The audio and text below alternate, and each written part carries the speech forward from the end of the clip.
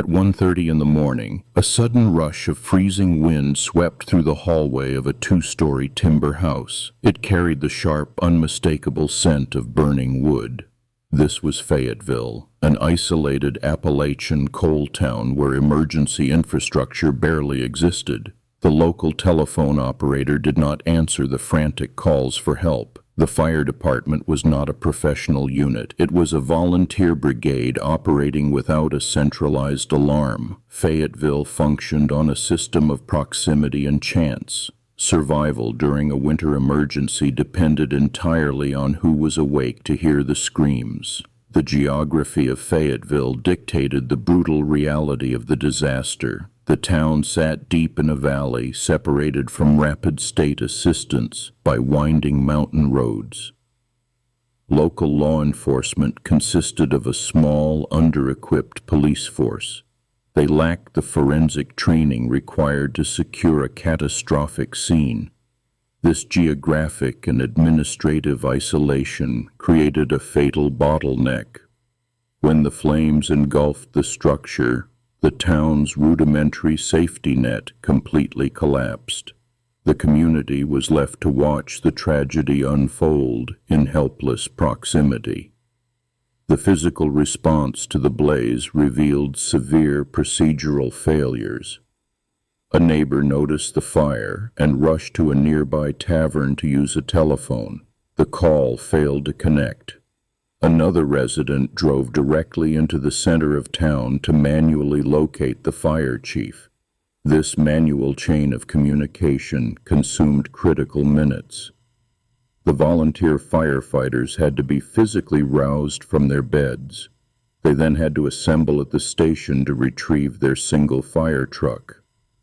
By the time the crew finally mobilized, the sun had already risen.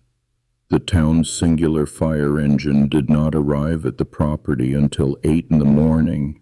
This was a staggering 7 hours after the fire ignited. The structure had already burned to the foundation. The procedural protocol for handling the smoldering ash was entirely inadequate. Investigators did not establish a secure perimeter. They did not initiate a systematic grid search for human remains. The site was treated as a tragic accident, not a potential crime scene. The immediate consequence of this delayed response reverberated across the western edge of the Appalachian Mountains. The official narrative solidified before the ashes even cooled. The local authorities quickly declared that the intense heat had completely incinerated 5 missing children. This conclusion defied the fundamental laws of thermodynamics. A typical house fire cannot generate the sustained, extreme temperatures required to vaporize human bone. The premature ruling fundamentally corrupted the investigation. It forced the grieving family into an adversarial relationship with local law enforcement. This rapid dismissal by officials created a permanent void of physical evidence. Because the site was never properly secured, crucial clues were lost to the elements and civilian interference. The family was essentially left to excavate their own ruined home. They sifted through the debris with their bare hands. They found intact household appliances and recognizable fragments of tin roofing. Yet they discovered absolutely no biological material. The physical consequence of the fire contradicted the official explanation. The absence of remains became a glaring, impossible anomaly. The psychological toll of this impossible outcome devastated the surviving family members. The parents were trapped in an agonizing state of ambiguous loss. They could not mourn because they possessed no proof of death. Every waking moment was consumed by the terrifying possibility that their children were still alive. They were haunted by the memory of the night, replaying every frantic decision. The silence of the missing children echoed through their temporary home. It was a persistent, suffocating grief that offered no resolution. This trauma extended outward, infecting the broader community with a deep sense of paranoia. Neighbors began to view the empty foundation not as a site of tragedy, but as a monument to a sinister cover-up. Trust in local authority fractured completely. The parents' desperate hope morphed into a lifelong obsession. They erected billboards and chased phantoms across the country. Their grief was weaponized by the unknown. The unresolved nature of the disappearance ensured that the emotional wound would never heal. The scope of the mystery soon breached the borders of the small town, drawing attention from neighboring jurisdictions. State police from Virginia and surrounding regions were eventually pulled into the widening search. The case transitioned from a localized tragedy into a sprawling interstate puzzle. Investigators began to track vehicles that had passed through the area on that fateful night. The focus shifted away from the charred earth and toward the dark, winding highways. The narrative moved from a story of fire to a story of flight. This expansion of the search grid forced a critical pivot in the investigative strategy. The authorities had to acknowledge the possibility of a coordinated abduction. They started interviewing transient workers and travelers who frequently crossed the state line. The investigation became a massive logistical challenge. It required coordinating fragmented reports across vast rural territories. The mystery was no longer confined to a single collapsed basement. It was moving, breathing, and hiding within the rugged Appalachian landscape. The physical terrain of the region provided the perfect cover for a clandestine escape. The Appalachian Mountains are a dense, unforgiving labyrinth of ancient forests and deep ravines. Narrow dirt roads cut through the heavy timber, offering countless unmonitored exit routes. In the dead of winter, the landscape becomes treacherous and isolated.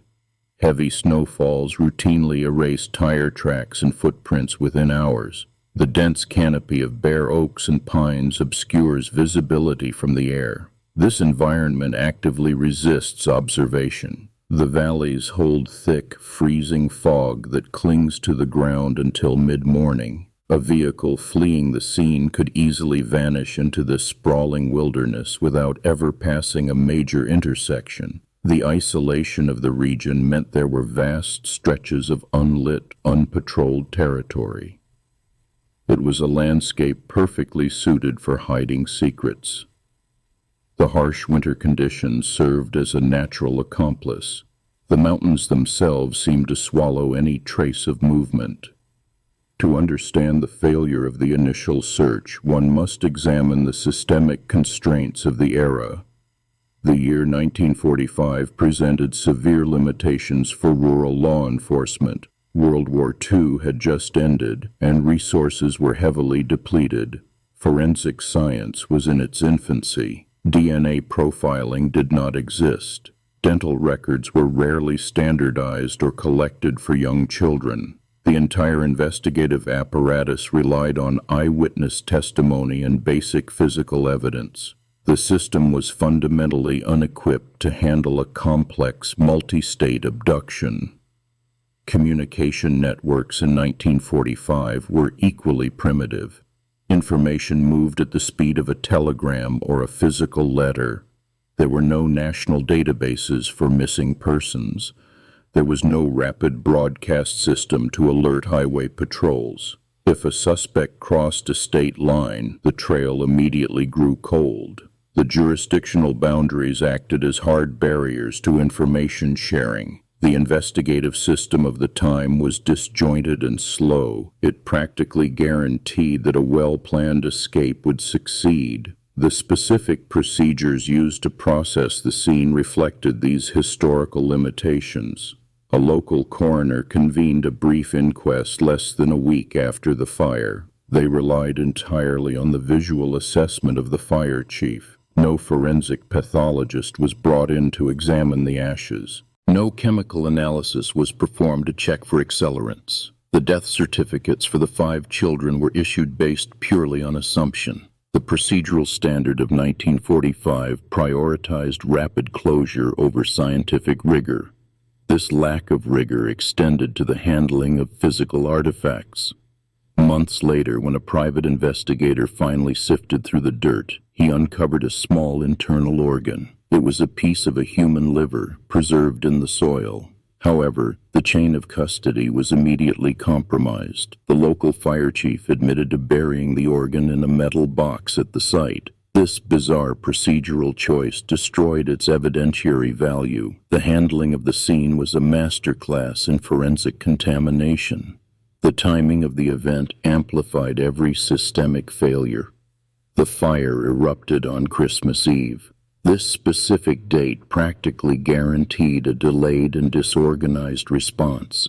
Most of the town was asleep, exhausted from holiday preparations. Key municipal officials were unavailable or away from their posts. The festive timing provided a chilling psychological advantage to anyone planning a deliberate attack. It ensured maximum vulnerability for the victims. The holiday schedule became a fatal constraint. The aftermath of the Christmas Eve disaster left a permanent scar on the cultural memory of the region. A holiday meant for celebration was permanently linked to an unsolved horror. The family never celebrated the season again. Every subsequent December brought a fresh wave of public scrutiny and renewed grief.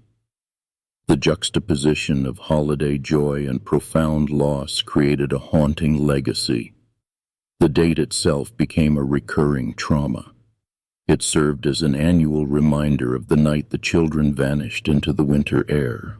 The psychological weight of that December night compounded the tragedy significantly. Surviving relatives found themselves trapped in an annual cycle of forced mourning. While the rest of the country celebrated a post-war peace, this household remained frozen in unresolved trauma.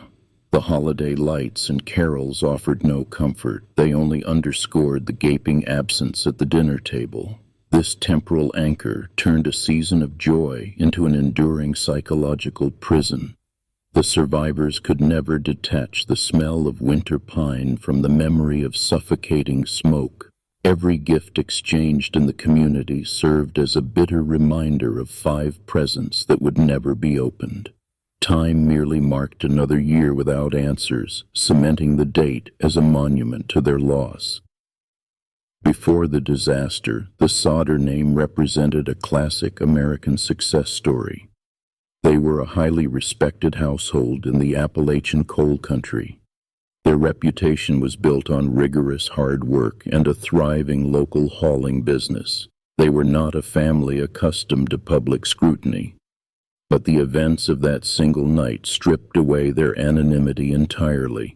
Their private lives became public domain. The Sodder identity shifted abruptly from prominent local merchants to victims of an incomprehensible disaster. Their surname was suddenly plastered across regional newspapers and whispered in quiet gossip. They were thrust into a spotlight they never sought. The community watched them closely, waiting to see how they would navigate the impossible circumstances. The local focus shifted entirely from their business acumen to their profound grief. The physical footprint of the Sodder residents reflected their hard-won prosperity. It was a substantial 2-story timber frame house situated on a busy stretch of Highway 21. The property included multiple outbuildings, a detached garage, and ample space for their commercial trucks. It stood as a prominent landmark just outside the town center. The house was meticulously designed to shelter a large, highly active household. Inside, the home was a maze of bedrooms, a spacious parlor, and a bustling central kitchen. Thick wooden beams supported the upper floor where several children slept. A central staircase provided the primary artery for movement between the levels. The structure was built with dense, mature lumber common to early 20th century Appalachian construction.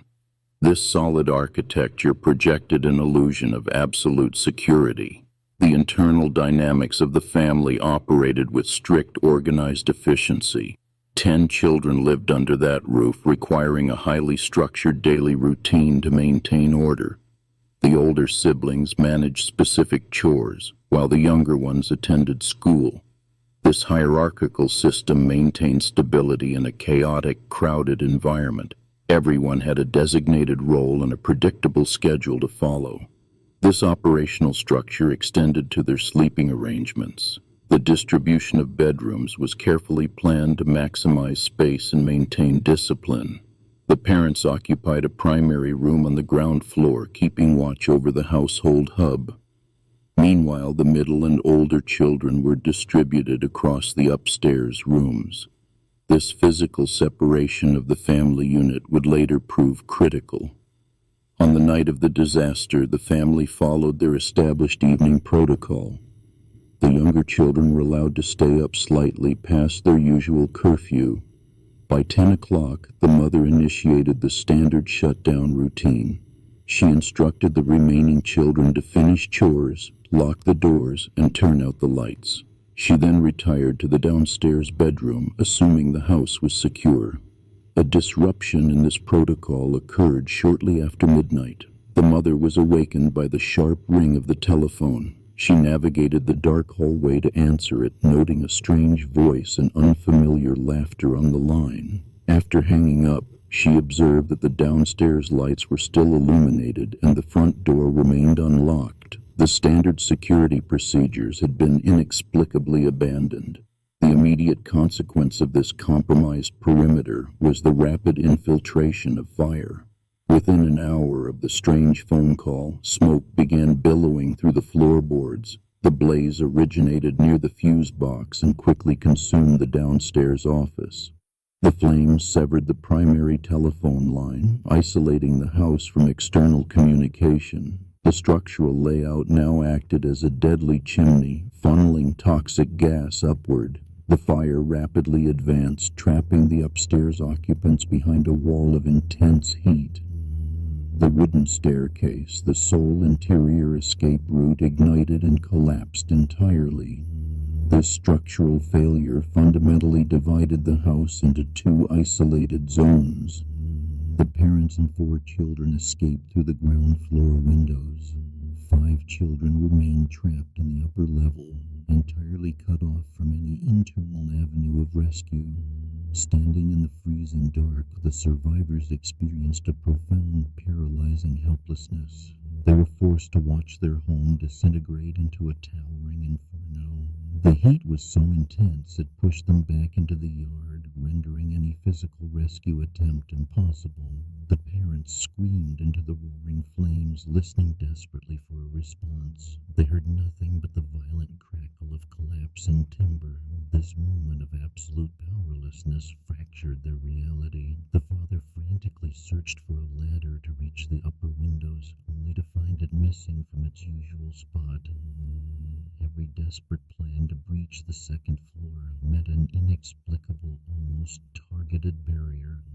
The sheer terror of knowing their children were inside, while being utterly incapable of reaching them, broke something fundamental in the survivors. The burden of this failure fell heavily on the patriarch of the family, George. He was a man defined by his capability, a self-made immigrant who solved problems with his own hands. When the flames erupted, his immediate instinct was aggressive mechanical action. He refused to stand by and watch the structure consume his family. He pivoted from shock to a frantic salvage operation. George mobilized every asset he had on the property to mount a rescue. He abandoned the burning house and sprinted toward his commercial trucks. His strategy was brutal but entirely logical. He intended to drive a heavy hauling truck directly under the second-story window and climb atop the cab. It was a desperate mechanical solution to a catastrophic physical barrier. The motor pool area where George kept his vehicles was located just yards from the burning house. It was a dirt lot, hardened by the December freeze, housing 2 heavy-duty coal trucks. These machines were the lifeblood of his business, built for rigorous daily use. They were routinely maintained and had functioned perfectly just hours prior. The surrounding yard was illuminated only by the harsh, flickering orange light. The interior of the truck cab was freezing and smelled of diesel and cold vinyl. The keys were in the ignition exactly where they were supposed to be. The engine block, a massive piece of cast iron, sat silent in the winter air. The mechanical environment was completely static, contrasting sharply with the dynamic destruction happening feet away. The heavy steel frame offered a sturdy platform, if only the machine would start. Jennie Sodder was trapped outside the burning house, forced to process a rapidly deteriorating situation with zero external communication. The telephone line, her only immediate link to emergency services, was completely dead. This was not a simple malfunction, but a severed connection that isolated the property from the rest of the town. She had to rely entirely on the physical resources immediately available in her frozen front yard. The physical layout of the property dictated her next moves. The house was situated on a steep embankment, meaning any escape from the upper floors required a clear drop or a sturdy ladder. Jennie knew a heavy wooden extension ladder was normally kept propped against the side of the house for roof repairs. In the brutal logic of a domestic fire emergency, this ladder was the primary failsafe for reaching the second-story bedrooms. She ran to the exact spot where the ladder was supposed to rest against the siding. It was entirely gone. She frantically searched the immediate perimeter, scanning the dark grass and the shifting shadows cast by the flames, but the heavy wooden structure was nowhere to be found. This was a specific, anomalous detail that defied the normal daily routine of the household and stripped away their best rescue tool. Without the ladder, her options narrowed to shouting and throwing objects. She and the escaped children stood in the freezing December air, hurling heavy rocks and chunks of coal at the second-story windows. They aimed for the glass, hoping to break it and wake the 5 children trapped inside. Each shattered pane offered a brief rush of oxygen to the fire, but yielded absolutely no response from the dark bedrooms. The immediate consequence of these compounding failures was a state of absolute helplessness. The missing ladder, the dead phone line, and the unresponsive coal trucks created an impenetrable barrier between the parents and the upper floor. The fire was no longer just consuming the wooden structure. It was actively dictating the boundaries of what George and Jennie could physically achieve in their desperate rescue attempt. Within 45 minutes, the entire structural integrity of the house failed completely. The roof collapsed inward, bringing the second floor crashing down into the basement with a concussive roar. The missing children were now buried under tons of burning timber, shattered plaster, and heavy roofing material. The frantic rescue mission had definitively ended, replaced instantly by a grim, smoldering recovery operation.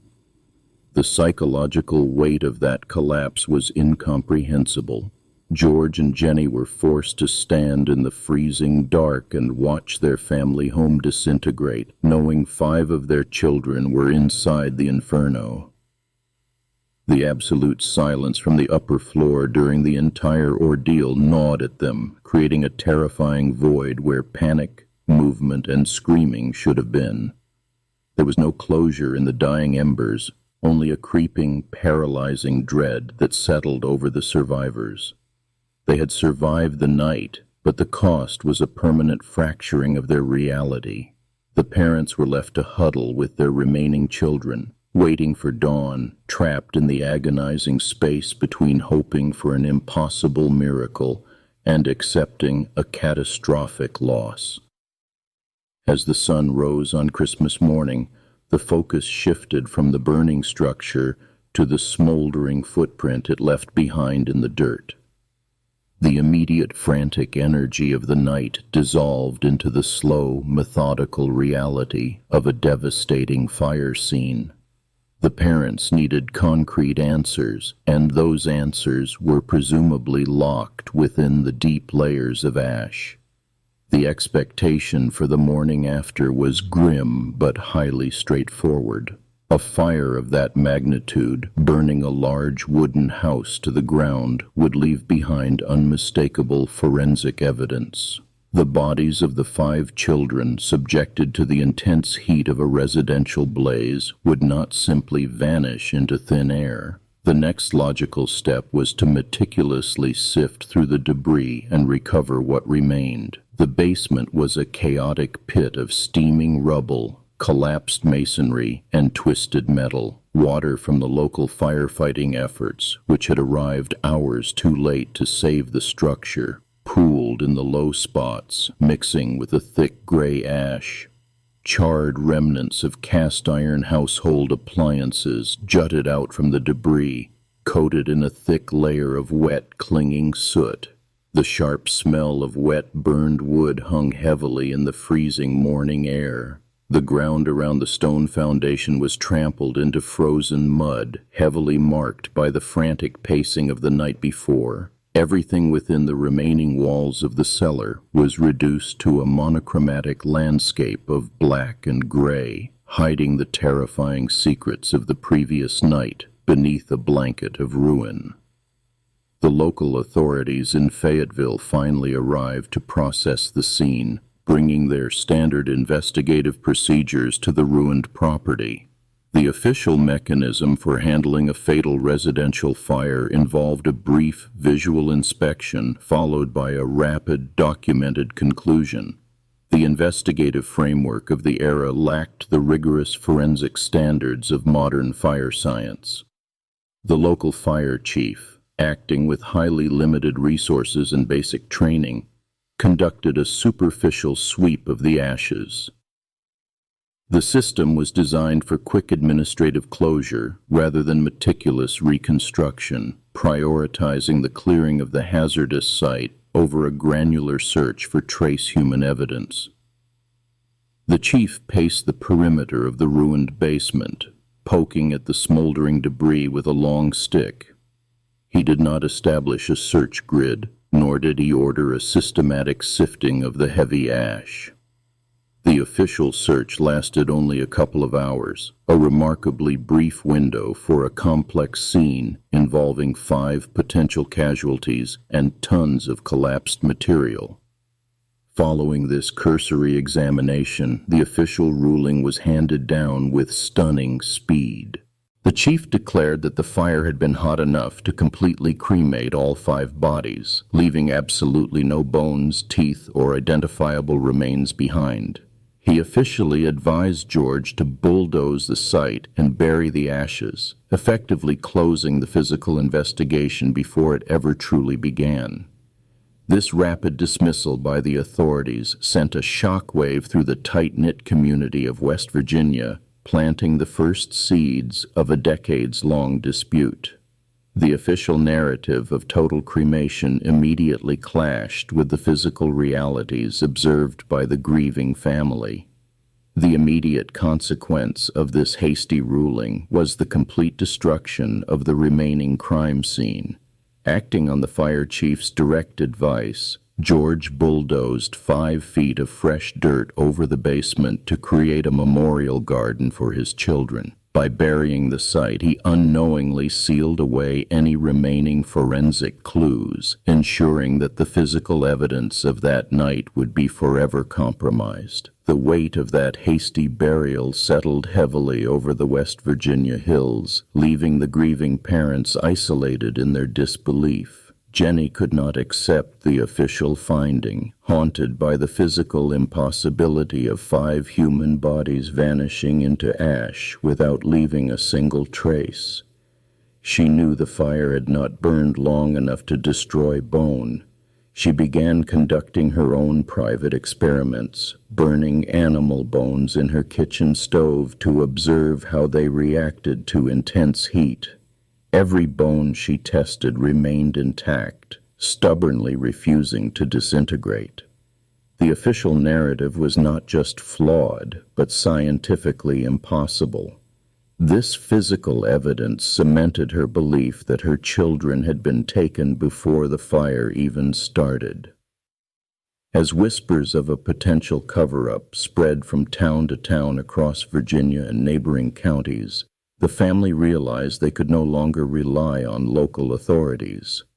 The rapid closure of the investigation forced them to look beyond their immediate community for answers. They needed outside expertise, someone who could look past the bulldozed dirt and the fire chief's quick conclusions.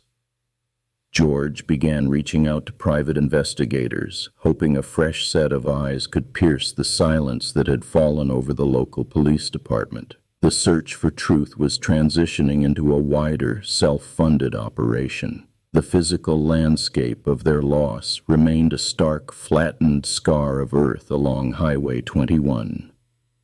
The freshly turned dirt over the basement stood in sharp contrast to the untouched winter landscape surrounding the property. It was a bleak, empty space where a vibrant, two-story timber home had stood just weeks prior. Passers-by would slow their vehicles to stare at the empty plot, transforming the family's private tragedy into a public spectacle. The site became a grim local landmark, a silent monument to an unresolved mystery that refused to stay buried beneath the soil. The physical absence of the house served as a daily reminder of the 5 missing residents. Looking back at the timeline of late 1945, the sequence of events before the blaze took on a sinister new context. The family began to piece together isolated incidents that had seemed harmless at the time, shifting their perspective from an accidental tragedy to a calculated plot. The local infrastructure and the specific mechanics of the town's services became a focal point of their amateur investigation. Telephone lines, electrical grids, and road access were all scrutinized as potential tools manipulated by whoever orchestrated the event. Understanding how these municipal systems were compromised was essential to proving the fire was deliberately set. George recalled a strange encounter months before the fire, involving a visiting life insurance salesman who had arrived unannounced. The man had grown inexplicably angry when George declined to purchase a policy, issuing a dark warning about the house eventually going up in smoke. He had specifically pointed to the fuse boxes, claiming they would be the cause of the destruction. The salesman had also referenced George's outspoken political views regarding the Italian government, claiming his children would eventually pay the price for those remarks. At the time, George dismissed the interaction as an aggressive sales tactic. Now that documented interaction stood as a potential motive, linking local political animosity to the fate of the missing children. That previous Christmas Eve suddenly looked less like a tragic accident and more like a carefully executed extraction operation. The severed telephone line, discovered hanging from the pole the morning after the blaze, was the first undeniable proof of deliberate sabotage. This physical evidence completely unraveled the theory of a spontaneous electrical short. Whoever severed that connection knew exactly which wire to target in the dark of a winter night. They had climbed a pole 14 feet in the air, cleanly cutting the communication line while leaving the main power line completely untouched. This surgical precision ensured the family could not call the operator for help while the house burned. The realization that someone had stalked their property while the children slept brought a new layer of dread to the surviving family members. The thought of an intruder methodically isolating the house left them feeling deeply vulnerable, knowing they had been watched and targeted by someone familiar with their property. Sleep became impossible for the older siblings who had escaped the flames, as the trauma of that night refused to fade. Every shadow outside their temporary housing felt like a returning threat, and the silence of the rural night was no longer peaceful but predatory. The psychological toll of the sabotage weighed heavily on every survivor. The Sodder family officially shifted their focus from mourning a fatal accident to investigating a coordinated kidnapping. They began compiling every anomaly, every strange visitor, and every mechanical failure leading up to the blaze. They meticulously cataloged the events, transforming their grief into a rigorous pursuit of the truth. This shift in perspective fundamentally changed how they interacted with their neighbors and the local justice system. Trust evaporated, replaced by a desperate need to document every detail the authorities had previously dismissed. They were no longer victims waiting for answers. They were active investigators hunting for their own children. Their temporary home slowly transformed into an informal command center, its walls covered in notes, timelines, and suspect descriptions. Stacks of correspondence grew on the dining table as they reached out to federal agencies, private detectives, and missing persons bureaus across the country. The domestic space was entirely consumed by the investigation. The sheer volume of paperwork created a physical manifestation of their relentless determination. Letters from sympathetic strangers mixed with official rejections from the Federal Bureau of Investigation, creating a chaotic archive of evidence. It became the headquarters of a family fighting against an establishment that wanted them to simply move on. The surviving Sodder family members operated like a disciplined intelligence unit, parsing through the chaotic influx of tips and theories. They divided the labor of their private investigation to handle the sheer volume of correspondence arriving daily. Every whispered rumor, vague sighting, and anonymous letter was treated as critical evidence until definitively proven otherwise. Each incoming tip required rigorous verification, forcing them to establish a strict method for categorizing credible sightings versus deliberate hoaxes. They could not afford to waste precious time or funds on false leads.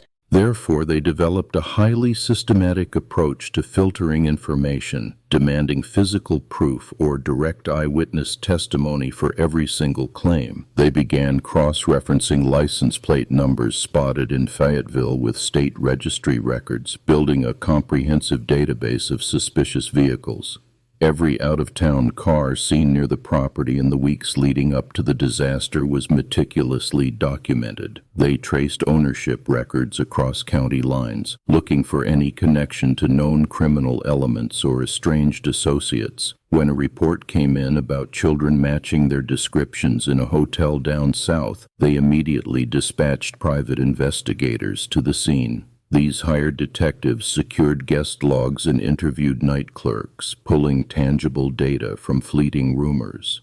They demanded copies of registration cards, searching for aliases or handwriting matches to known suspects. Yet the physical reality of the Christmas Eve fire constantly undermined these distant leads and exhaustive investigative efforts. Local law enforcement continually used the ashes as an excuse to ignore the growing pile of circumstantial evidence. The police pointed back to the burned basement, insisting the answers were buried in the rubble of the home.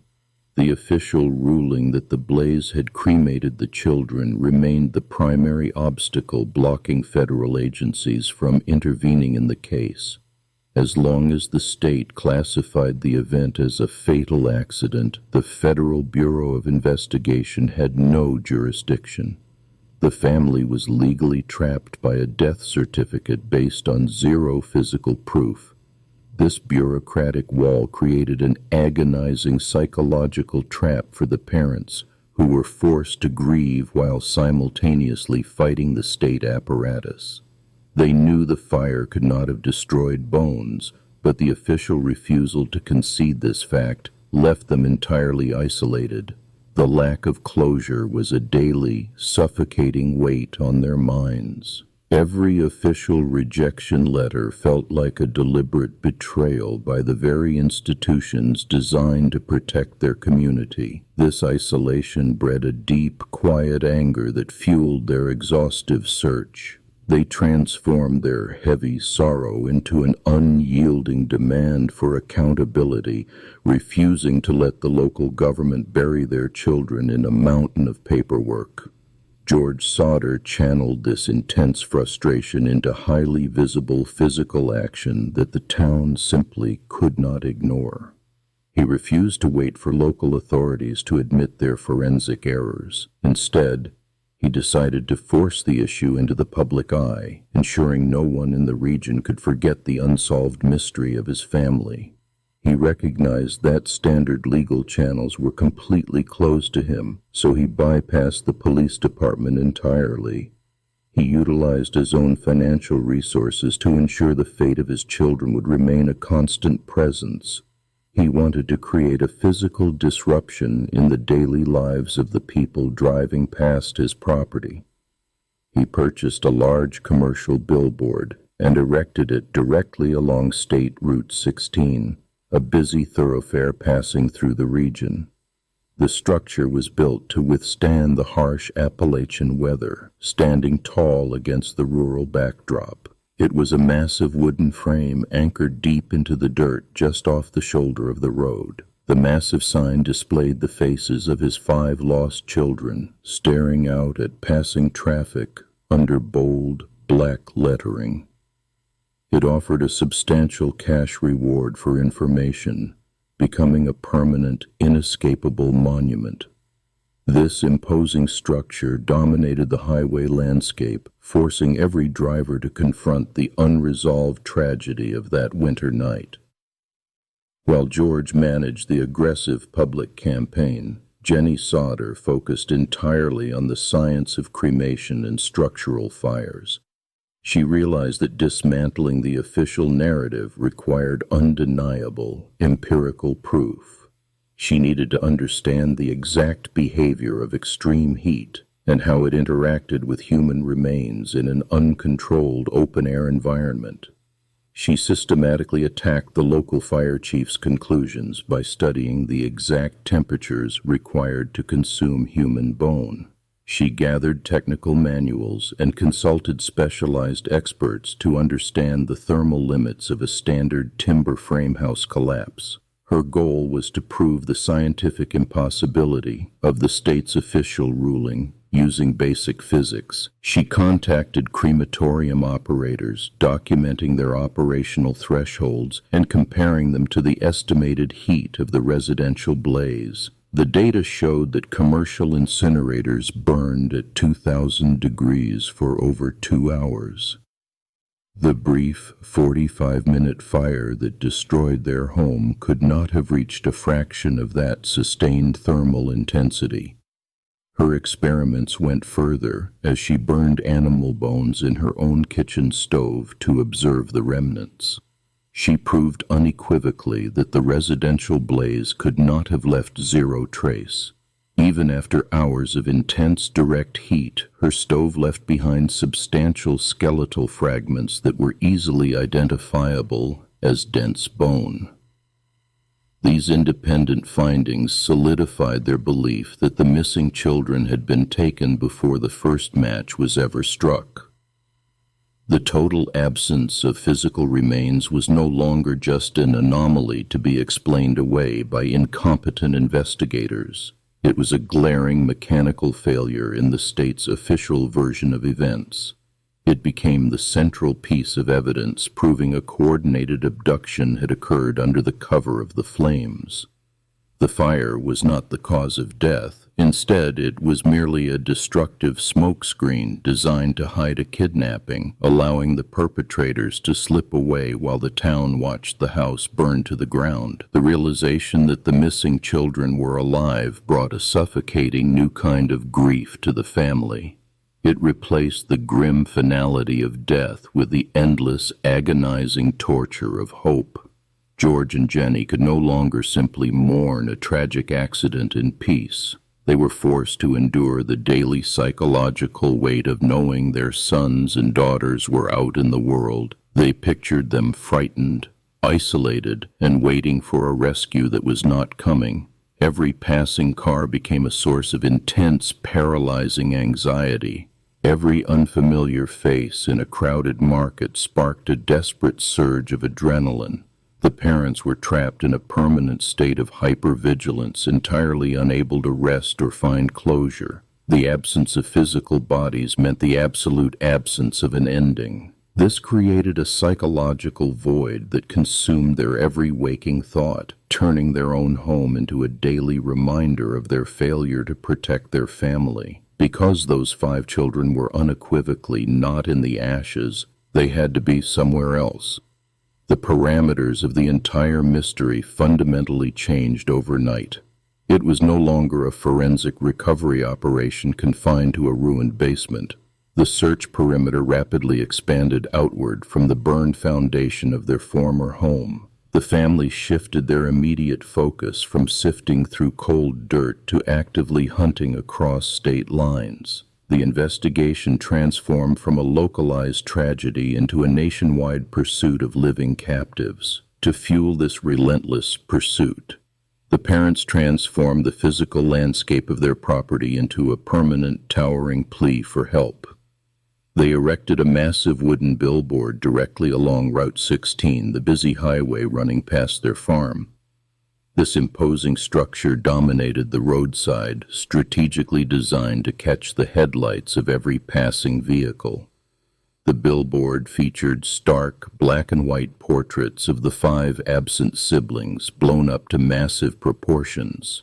Bold lettering offered a substantial cash reward for any verified information leading to their safe return. It stood as a grim monument against the rural backdrop. It was a daily visual reminder to the local community that the case was far from settled, regardless of what the police claimed. The town of Fayetteville, however, operated on a completely different frequency. Local authorities desperately wanted the disruptive public campaign to end. They maintained a rigid bureaucratic stance designed specifically to protect their initial flawed findings. The municipal system relied on finality to maintain civic order. Acknowledging a coordinated kidnapping would require admitting a massive systemic failure in local law enforcement. It was far easier for the town administration to label the grieving parents as delusional than to reopen a complex criminal investigation. To enforce this official closure, Fayetteville officials actively suppressed new inquiries and buried incoming evidence. The police chief stubbornly refused to formally document the private investigator reports regarding the cut telephone wires and the missing ladder. He dismissed the independent bone-burning experiments entirely, ensuring these vital clues never entered the official case file. The local magistrate subsequently blocked multiple formal requests for a grand jury hearing. By denying these legal petitions, the court insulated the original fire marshal's report from any external judicial review. This procedural blockade guaranteed the official record remained practically unaltered. It legally categorized the event as an accidental fire with 5 fatalities, slamming the door on local justice. This local stonewalling forced the family to seek intervention further west, reaching out to higher authorities across the state. They bypassed the local jurisdiction entirely, sending detailed letters to the Federal Bureau of Investigation. The direct consequence of the town's denial was a dramatic escalation in the geographic scope of their campaign. By pushing the investigation into federal territory, they exposed the glaring inadequacies of the local police to a much wider audience. The FBI eventually acknowledged the distinct possibility of kidnapping, though strict jurisdictional rules initially limited their direct involvement. This created a fractured investigative environment.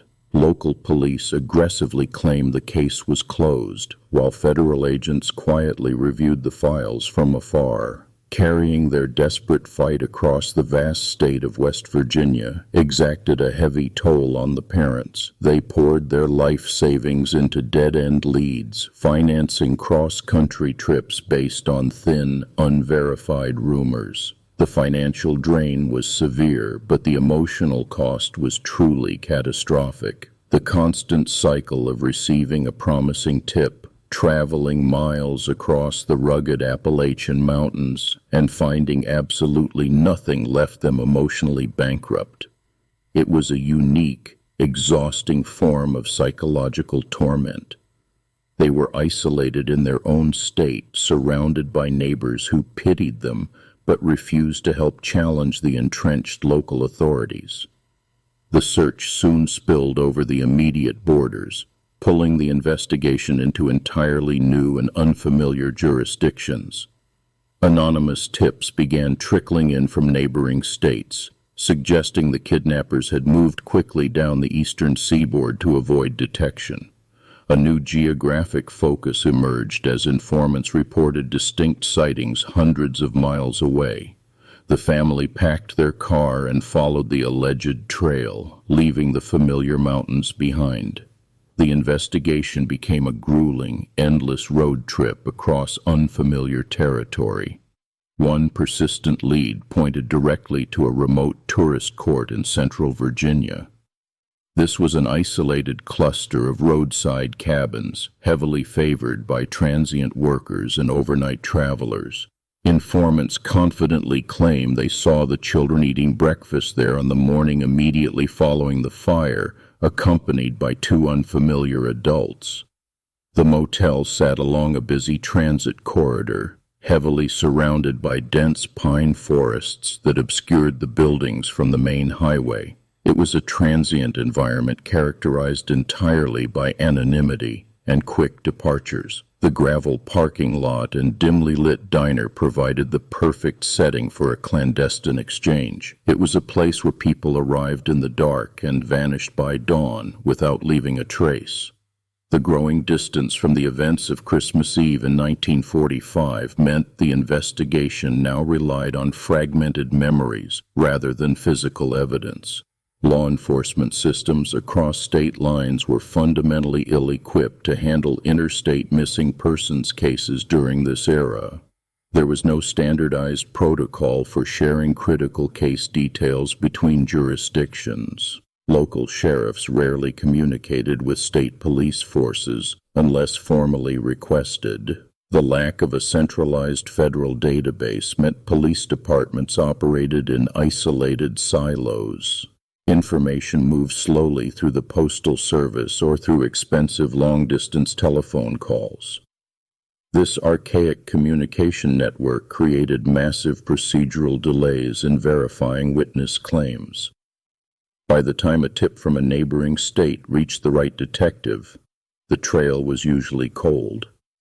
Private investigators systematically traced the Virginia tourist court lead with meticulous attention to detail.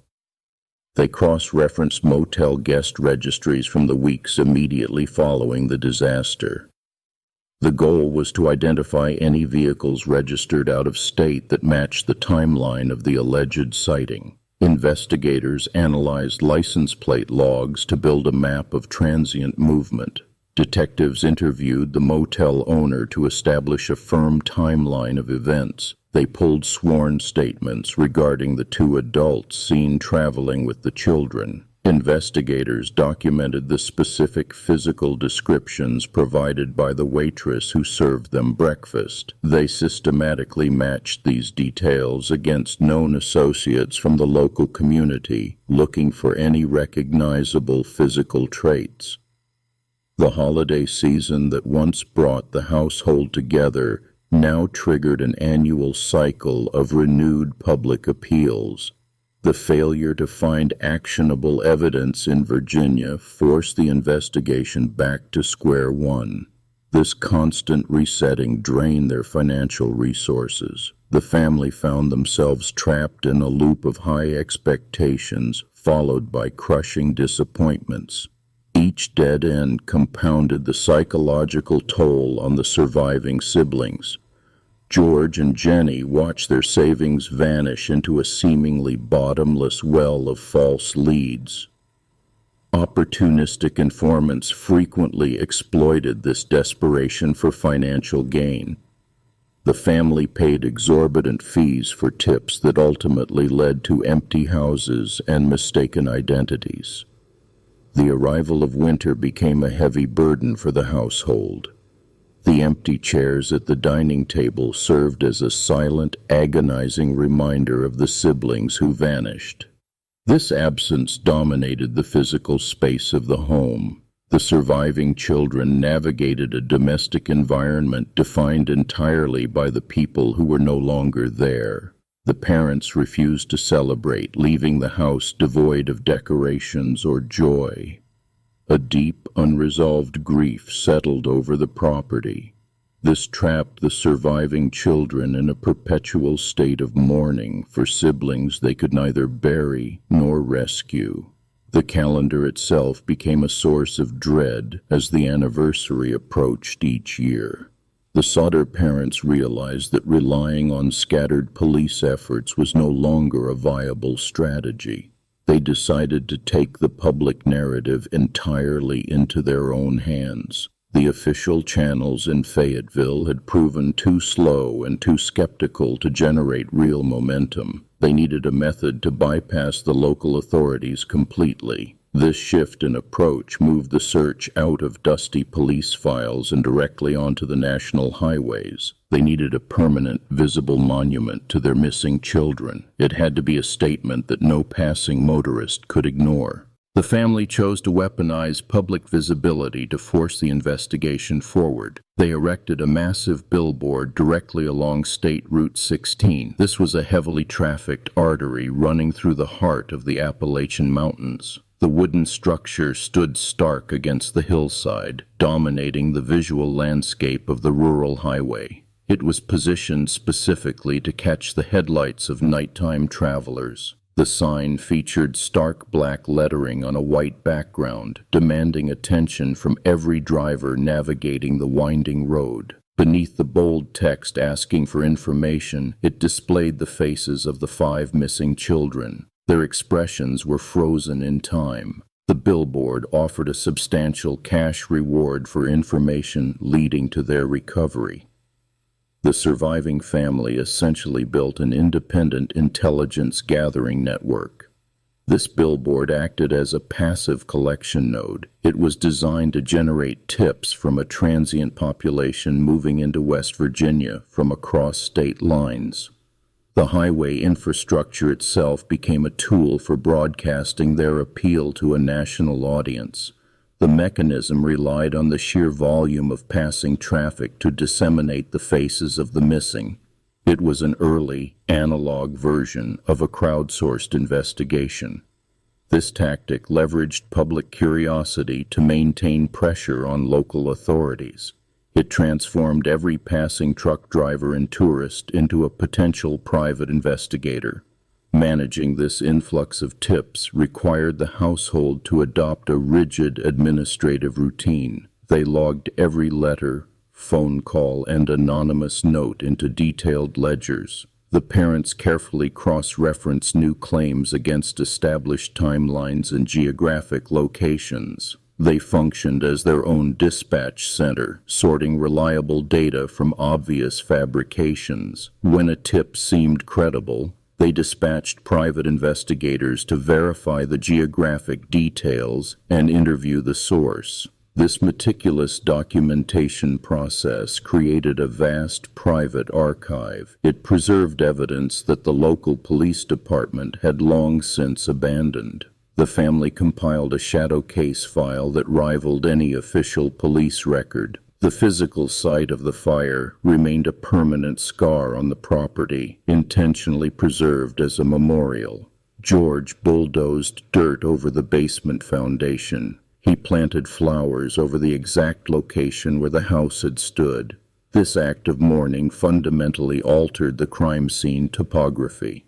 This deliberate preservation meant the ground was never fully excavated using modern archaeological methods. By sealing the site in 1946, the potential for future forensic soil analysis was permanently compromised. The physical evidence was locked away beneath the earth. The family prioritized a memorial over a comprehensive forensic dig, sealing the mystery underground. Decades passed, turning a frantic search into a permanent state of unresolved grief. The family lived in a suspended reality. They were trapped between the official declaration of death and their own unyielding belief in survival. Every new tip from across the country brought a brief surge of hope. This was inevitably followed by a crushing, familiar silence. The weight of this uncertainty was suffocating. This cycle of anticipation and disappointment took a heavy psychological toll on the household. The parents aged in the shadow of their own front yard. They looked out daily at the sealed soil where their home once stood. They spent their entire adult lives waiting for a knock on the door. It was a knock that never came, leaving them isolated in their grief. George Sodder never stopped looking for his missing children. He chased leads across the country, interviewing strangers and following faint trails. He drove thousands of miles across state lines following whispers of sightings. His death in 1969 marked a definitive turning point in the long investigation. The loudest, most demanding voice for justice had finally been silenced by time.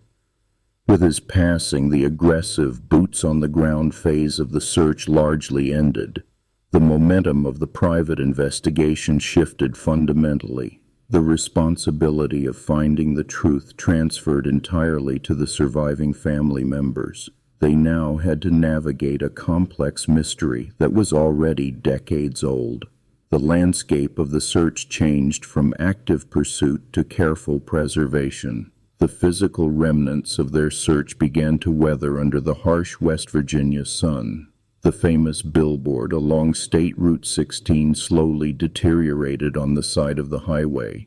It had been originally erected to solicit clues from passing motorists. Now, its painted photographs of the 5 children faded into ghosts. The thick wood cracked and peeled after years of relentless exposure to the Appalachian elements. The landscape around Fayetteville modernized rapidly, but the site of the tragedy remained frozen in time. New highways bypassed the old rural roads, and the town expanded its borders. Yet, that specific plot of land sat completely untouched. It became a quiet, static monument to an enduring local anomaly. The earth itself seemed to hold its breath. Jennie Sodder maintained a rigid system of mourning and public awareness for the rest of her life. She wore exclusively black clothing every single day. This was not just a personal choice. It was a calculated visual protest against the authorities who had closed the case. She transformed her daily existence into a walking reminder of the town's failure. She also managed the continuous influx of mail, cataloging every letter and alleged sighting with meticulous, unyielding care. This home archive functioned as a highly organized private intelligence network. It operated entirely outside the jurisdiction and control of the state police. Jennie maintained this vast, complex system of correspondence continuously until her own death in 1989. She never missed a single detail. The catastrophic failures of the 1945 investigation left a lasting mark on how forensic protocols are understood today. Modern fire investigations now require extensive, methodical sifting of debris before any site can be legally cleared. The immediate bulldozing of a potential crime scene is fundamentally prohibited under current investigative standards. The site must be treated as a fragile grid of potential evidence. Today, a strict chain of custody must be established for all structural fires involving missing persons. This means every minute piece of ash, wire, and bone is documented. The procedural chaos that defined the Sodder case directly highlights why these strict evidentiary rules were eventually developed. Modern fire marshals study these historical failures to prevent similar losses of data. The enduring consequence for the local authorities was a permanent, irreversible loss of public trust. The community of Fayetteville never fully accepted the official fire marshal report regarding the blaze. The glaring contradictions in the state's narrative created a lasting, bitter divide. It permanently severed the bond of belief between the citizens and their local law enforcement agencies. Legally, the case remains an institutional paradox. State records list the 5 children as deceased, effectively closing the matter administratively. Yet the sheer lack of physical proof means the investigation remains culturally open. It is debated endlessly by researchers, true crime historians, and amateur sleuths. The state closed the book, but the public refused to let it end. The human aftermath fell incredibly heavily on the youngest surviving child, Sylvia. She inherited the immense, crushing burden of her parents' lifelong crusade for the truth. Her entire life was shaped by the chilling absence of siblings she barely had the chance to know. She became the reluctant, lonely guardian of a family legacy built entirely on unanswered questions. Growing up in a household defined by overwhelming loss left a permanent emotional scar. The surviving children were forced to share their private family identity with a massive public mystery. They carried the weight of a tragedy that the outside world absolutely refused to let them forget. Their grief was never allowed to be truly private. This localized tragedy eventually sparked a wider cultural aftershock regarding how we view missing persons cases. The family's use of a massive highway billboard to bypass local police was completely revolutionary for its time. It heavily foreshadowed the modern era of citizen sleuths and independent true crime investigations. They essentially invented a new method of public appeal out of pure desperation. The broader public realized that official investigations could be deeply flawed or prematurely abandoned. This realization shifted societal assumptions about institutional authority. It proved a hard truth to the nation. Sometimes the only people who will relentlessly pursue the facts are the desperate victims themselves. The system could not always be trusted to find the answers. Today, the original case files sit in quiet, climate-controlled archives. They are filled with contradictory statements, faded witness reports, and decades of dead ends. The physical evidence is either lost to time or buried deep beneath the West Virginia dirt. The massive paper trail simply ends in silence. It offers no definitive proof of life or death. One fundamental unresolved question still hangs heavily over the empty space where the house once stood. If the intense heat did not destroy the children, who took them into the dark that Christmas Eve? The quiet Appalachian landscape holds the answer. But despite decades of searching, the earth has never given it up. The catastrophic failure at the fire site forced a fundamental change in rural evidence collection. Local fire departments could no longer simply bulldoze a suspicious scene to clear the debris. The destruction of the family home demonstrated the severe vulnerabilities in unregulated municipal authority. State legislatures recognized that small-town officials lacked the scientific training to declare a scene completely devoid of human remains without rigorous forensic testing. This realization led to the gradual implementation of strict oversight protocols for suspicious residential fires. State fire marshals began requiring a documented chain of custody for all recovered materials. Investigators had to establish a formal perimeter and sift through the ash using standardized grid systems. A local police chief could no longer unilaterally declare a complex case closed based on a brief visual inspection. For the surviving siblings, the aftermath became a lifelong administrative burden that shaped their existence. They inherited a sprawling archive of unverified tips, anonymous letters, and detailed private investigator logs. Managing this massive influx of information required daily operational discipline. They categorized alleged sightings by geographic region and meticulously cross-referenced them against the known timeline of that December night. The family operated their own independent missing persons bureau directly from their living room. Sylvia, the youngest daughter, maintained the detailed correspondence files well into the 21st century. She answered letters from strangers, cataloged the faded photographs sent by amateur sleuths, and updated contact information for state agencies. The search ceased to be just an investigation and became an inherited vocation. This relentless civilian effort exposed the widening gap between public expectations and actual law enforcement capabilities. Citizens observing the case recognized that official channels could easily fail them during a crisis. This realization sparked a subtle shift in how rural communities interacted with police departments. People began demanding independent forensic reviews when local authorities provided scientifically impossible conclusions. The heavy reliance on private investigators in this specific case set a lasting precedent for unsolved mysteries. Families facing anomalous disappearances learned they had to finance their own parallel investigations to uncover the truth.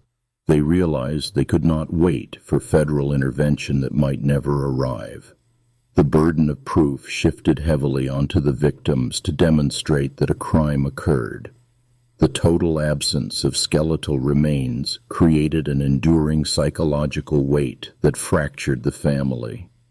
A residential house fire simply does not burn hot enough to vaporize 5 human bodies.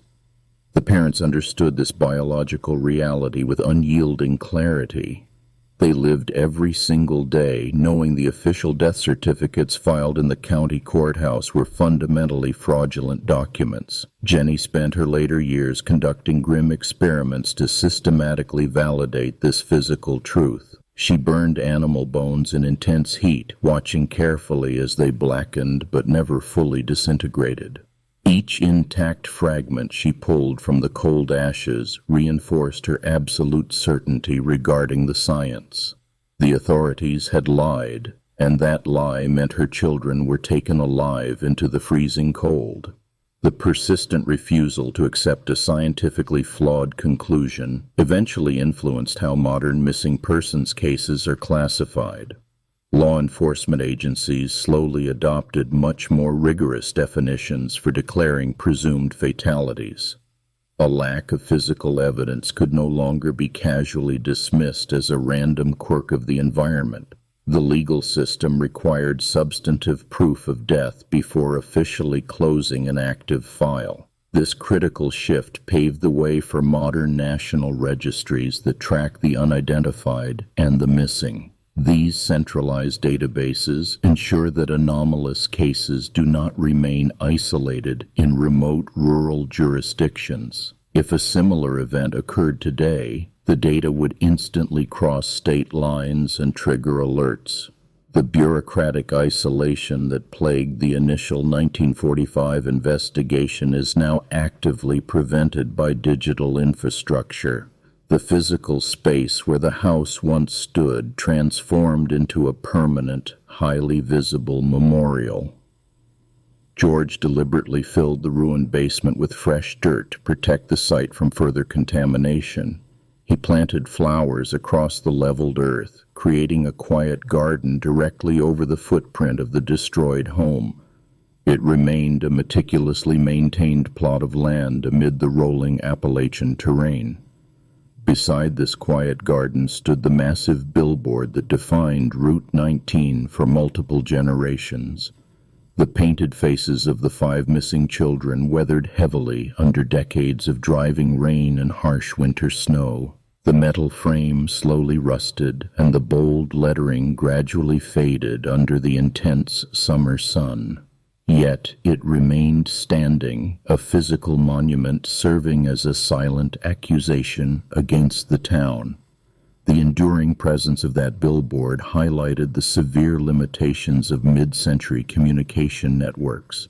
In the era before instant digital transmission, a fleeing vehicle could vanish across state lines with total impunity.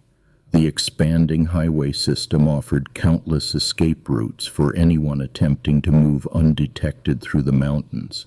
The lack of coordinated interstate alerts meant local police were functionally blind beyond their county borders. Today, the immediate deployment of regional alerts acts as a direct countermeasure to this specific geographic vulnerability. Highway signs now instantly broadcast the details of suspicious vehicles to thousands of drivers simultaneously. Modern law enforcement networks automatically share anomalous sightings across multiple jurisdictions in a matter of seconds. The systemic communication failures that allowed the initial escape have been systematically engineered out of modern police protocols, yet the specific mechanics of the sabotage remain completely undocumented in any official police ledger. The cut telephone line dangling from the utility pole provided clear physical evidence of deliberate isolation. An unknown individual climbed the pole and severed the connection precisely while the family slept inside. Investigators never matched the specific tool marks left on the copper wire to any known suspect. The missing block and tackle from the property added another complex layer of calculated interference. Someone deliberately removed the heavy equipment, ensuring no one could quickly clear the debris or access the upper floors during a rescue attempt. These specific actions required significant time, detailed knowledge of the property, and deliberate malicious intent. They point directly to a highly coordinated extraction rather than a spontaneous accident. The ultimate failure to resolve these physical clues permanently altered the historical record of Fayetteville. The town became inextricably linked to a dark narrative of institutional incompetence and alleged hidden motives. The official reports remain filed in the state archives, yet the broader public consensus rejects their validity entirely.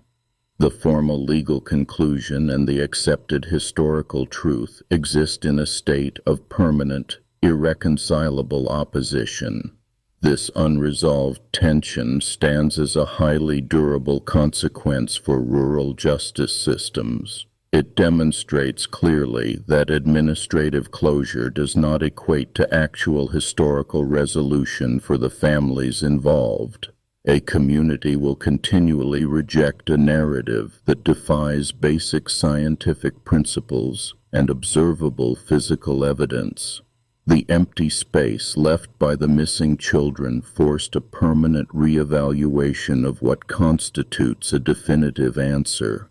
For the rest of her life, Jennie Sodder tended a small garden planted directly over the dirt where her home had burned. She stood by that wire fence every day, looking down at the earth that refused to yield a single bone, waiting for a car to pull up the gravel driveway and finally bring her children back.